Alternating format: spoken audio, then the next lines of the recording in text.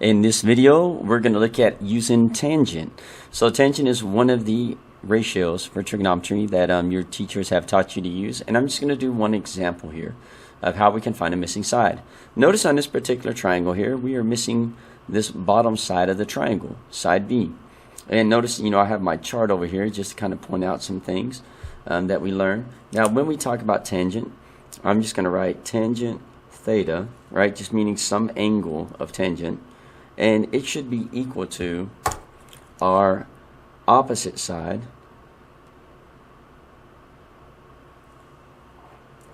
over the adjacent side.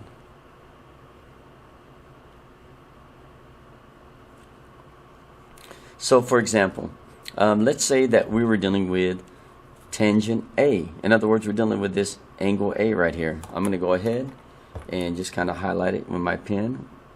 So if we're dealing with angle A,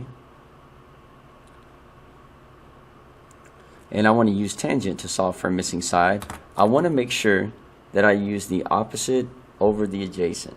And so what I mean is I would go ahead and I'm going to write tangent A is equal to the opposite of angle A, and the opposite would be over here. So the opposite of angle A would be A over the adjacent. And so I'm just going to highlight it. This was the opposite of angle A, and this is the adjacent side to angle A because it would be the side that touches it. So we would end up with tangent A is A over B. So the opposite side over the adjacent side. So we're going to use that same idea to go ahead and solve this problem now. Now I do want you to notice that they give me this angle right here of 20 degrees, right? And this is angle A. So it's going to be on this side. I like to call this side A. And opposite this is the number 14. So if I wanted to use tangent to solve this, I would simply write, okay, tangent. But since this is not angle A, now we're calling angle A a 20 degree angle, I'm going to put 20. So tangent 20 is equal to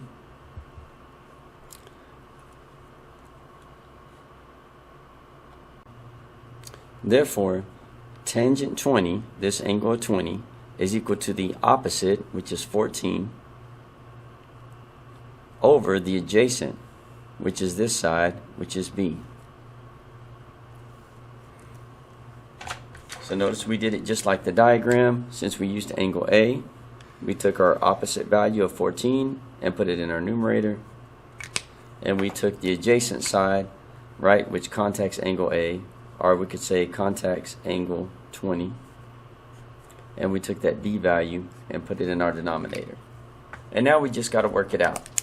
So if I were to work this out, a couple of things that you got to think about.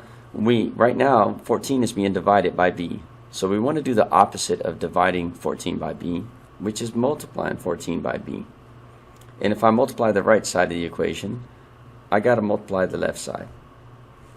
So anytime you multiply by a denominator, it's going to go ahead and cancel out the denominator on the fraction.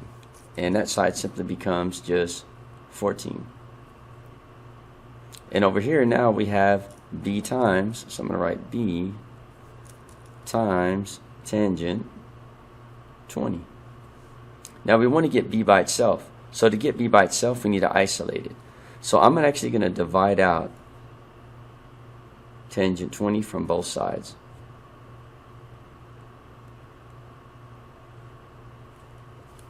On this right side, anytime we divide any number by itself, and tangent 20 represents some number, some numerical value, it's just going to be 1.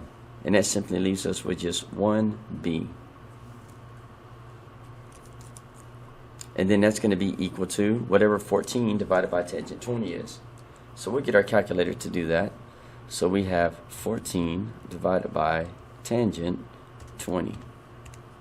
And it gives me 38.464.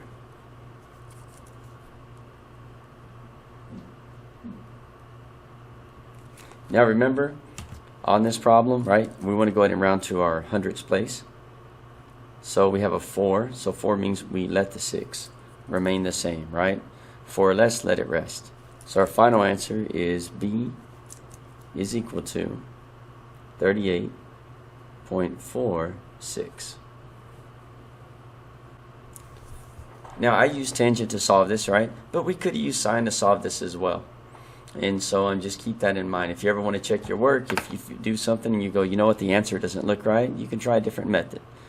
And I'm just going to show you in this video real quick. You can stop watching it now if you're content with learning about tangent. But I'm going to show you that we could have also solved this with sine. In other words, I could use the law of sines. It's at sine 20 over 14 is equal to, and then I'd have to find this angle. And notice if I have a 90-degree angle here and a 20-degree angle here, I can simply find this angle up here by going 180 minus the 20-degree angle minus the 90-degree angle. And if I were to put all that in my calculator, we're just going to do this to check our work.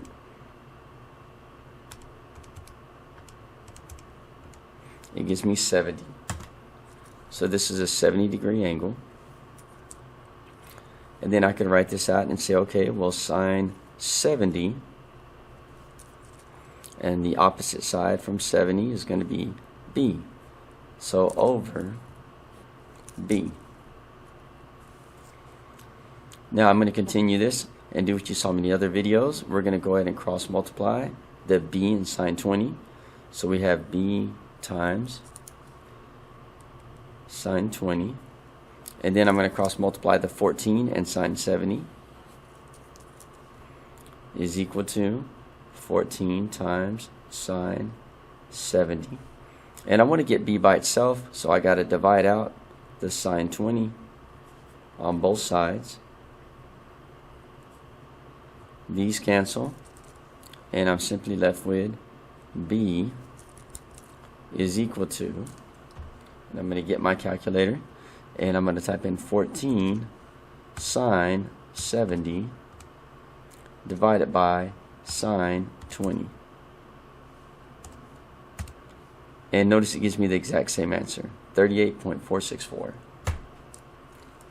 So 38.46. So hopefully what you can see is there's more than one way to solve one of these triangles. You can use tangent if you like, but if in a moment you forget how to use tangent, you can always resort back to the law of sines and do it by sine. Or cosine if you choose.